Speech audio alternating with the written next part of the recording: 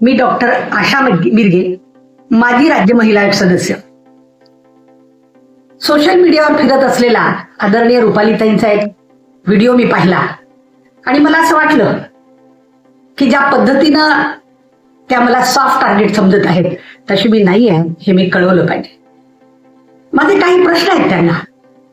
त्यांचा आरोप आहे की त्यांनी पाठवलेली नोटीस मी घेतली नाही.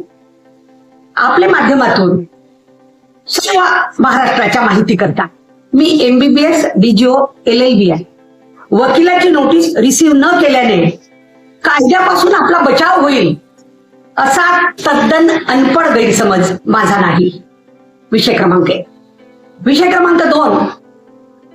रुपालीताईंनी सदर व्हिडिओ एका कंट्रोल्ड वातावरणात स्वतःच्या घरात घेतलेला आहे.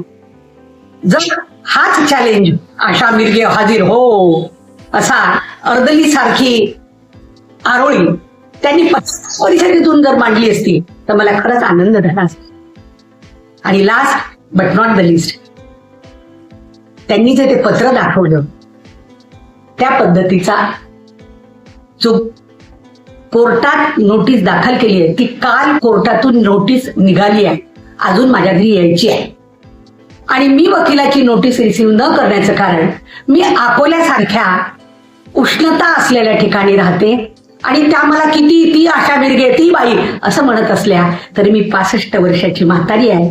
उन्हापासून बचावासाठी मी अकोल्यात नव्हते म्हणून कोर्टाची नाही त्यांच्या पैसे देऊन घेतलेल्या वकिलाची नोटीस माझ्याच्याने रिसीव्ह करणं झाली नाही आणि त्यामुळे कायद्यापासून माझा बचाव होतो हा गैरसमज नाही.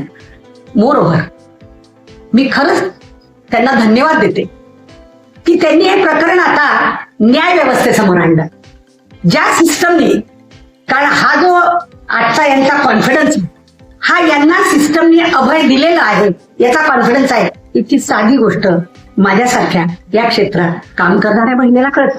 पण न्याय व्यवस्थेवर मात्र माझा विश्वास आहे. न्याय व्यवस्थेसमोर मी काय बोलले, त्यातलं काय खरं होतं, ते मी कुठल्या फोटोजमुळे बोलले, पब्लिक डोमेन मध्ये त्यांचे काय फोटो होते, हे सगळं आपल्याला कळेल. शिवाय त्या म्हणतात न्याय चांगला लागावा म्हणून मी राजीनामा दिला. सर्व महाराष्ट्राने तेव्हा पाहिलं राजीनामा दिला नाही.